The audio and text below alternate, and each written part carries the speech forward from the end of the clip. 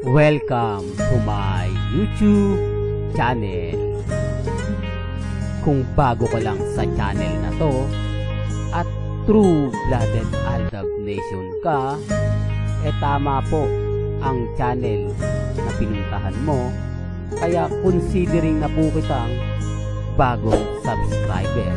At huwag mong kalimutan pindutin yung bell para lagi po kang updated sa bagong video na ilalabas ko.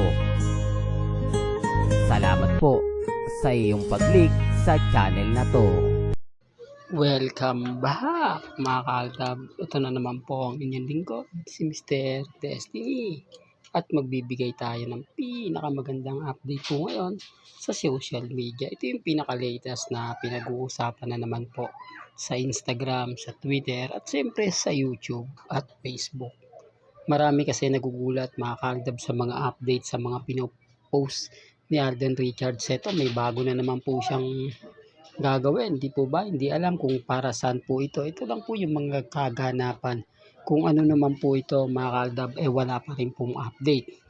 Basta pagpaparamdam lang po ito na may mga magaganap po kay Richard Polkerson. Kaya nga sabi ko sa inyo, iba po talaga kapag ka-updated ka sa social media, lalo na po sa akin. Kaya nga po yung iba, marami talagang tumututok at sumusuporta kay Mr. Destiny. Lagi ko naman pong pinapaliwanag sa inyo at sinasabi na maging relax lang, maging kampante. Di po ba? Hindi kayo magpapa-apekto at never kayo magpapadala.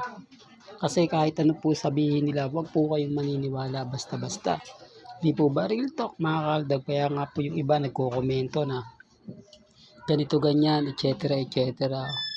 Wala po sila makikita mga ganap o update na taliwas po sa mga kumakalat. Basag po sila, hindi sila makapagbigay ng post, update patungkol nga po kay Mengay dahil wala naman, kay Alden Richards, napapabor nga po sa mga cut din. Sinasabi nilang magbabalik nga po raw at magugulantang na lang daw po tayo sa mga magaganap at mangyayari. Imposible po yun mga ka-Aldab. At dito po sa update nga po natin, marami pong nagtataka dahil 5 days na nga po raw na wala si Mama Ten. Hindi daw po nakikita kahit po sa Sting, kahit po sa Cebuana, sa mga photo shoot ni Alden, mga TV commercial, hindi po ba? Kaya nga sabi ko sa inyo, nakakagulat po kasi na-expect natin, di po ba, laging kasama ni Alden Richards si Mama Ten. Pero bakit hindi daw po ngayon kasama? Yung iba nagtataka, yung iba nagugulat.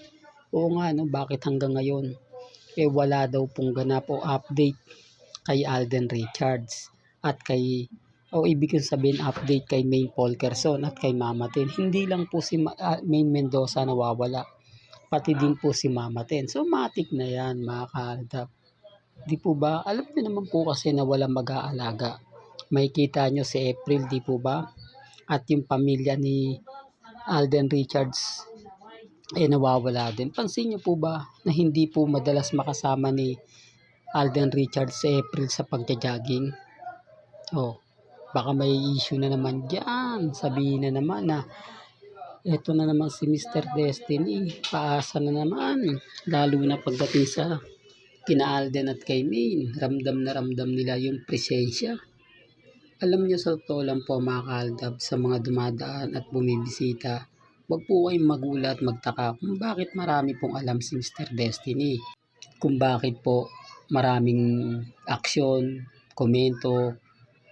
Tinitignan po natin yan sa mga website. Tinitignan natin yung mga malalapit kila Mama Ten, kay Alden. Kailangan kung Aldab Nation ka, kailangan updated ka, lalo na po pagka Alden fanatics ka. Hindi po lahat ng Alden fanatics hindi po galit kay Maine. Yung iba po Aldab din po yan, nag-aantay lang po ng pagkakataon o timing. Hindi man po nila may labas ngayon, sigurado pagka pumutok yan. Kasi kaya nga po yung lumabas po yung issue na si Alden Richards pumunta po o nagpakita sa birthday celebration ni Mengay. Marami na nag-react sa akin, marami na nag-comment, yan Mr. Destiny, hindi ka na mababash, wala namang babash sa'yo. Kumbaga dito malalaman nila na yung mga ina-update mo totoo.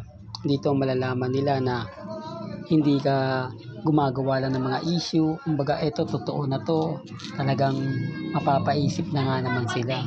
Kaya ang sabi ko sa inyo mga kaaldab, relax lang po kayo. Hindi, totoo lang po mga kaaldab, para lang malinaw. Para lang po sa mga dumadaan.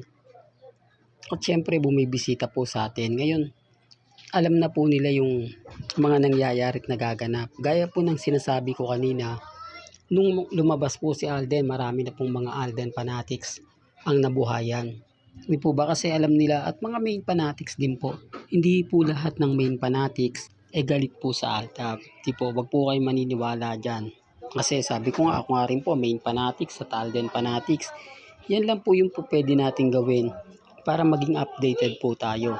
Ang problema lang po sa mga R-main, guilty po sila kapag nagpo-post tayo. Pero wala naman po silang pinapakita. Hindi naman po nila ma-push si Congressman Arjo magbigay sa kanya ng update.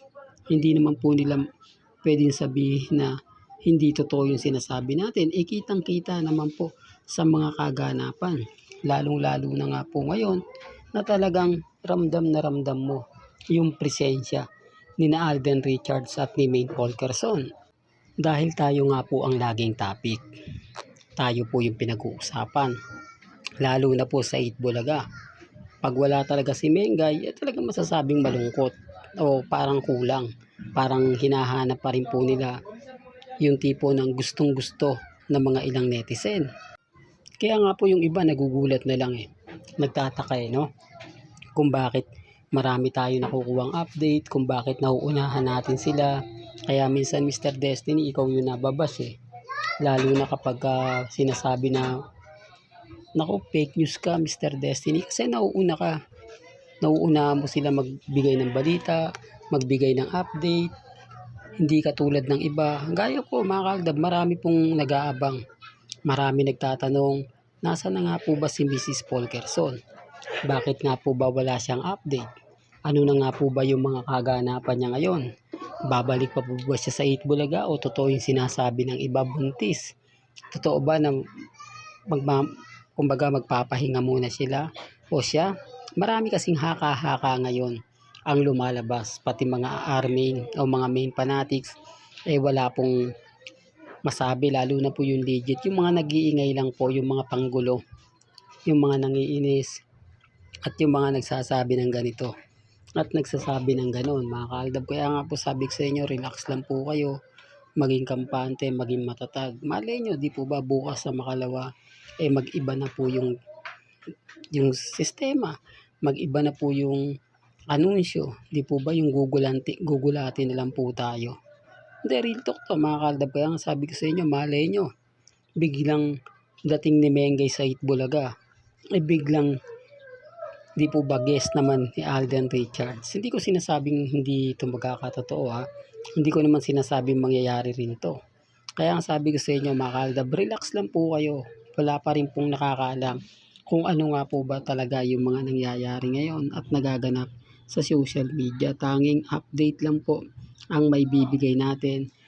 Mga post ni Alden Richards, mga post ni Maine Polkerson. Yan lang naman po yung inaabangan nila. Pero pansin nyo ngayon, pag wala talaga si Mama Ten, matik na yan. Hindi po ba? Kaya yung iba ngayon, hinahanap si Mama Ten. Totoo ba na si Mama Ten at si Maine Polkerson ang magkasama?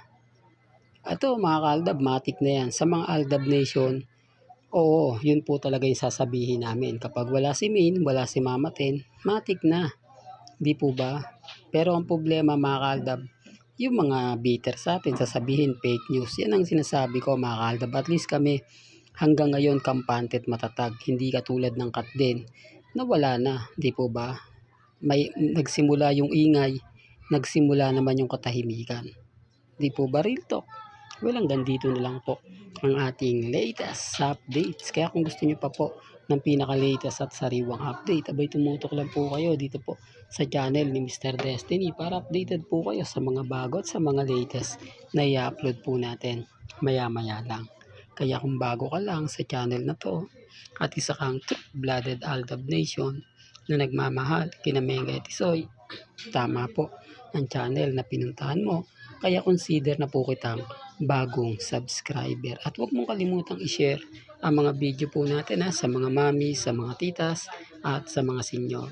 Hanggang sa muli, salamat po sa panonood at pakikinig.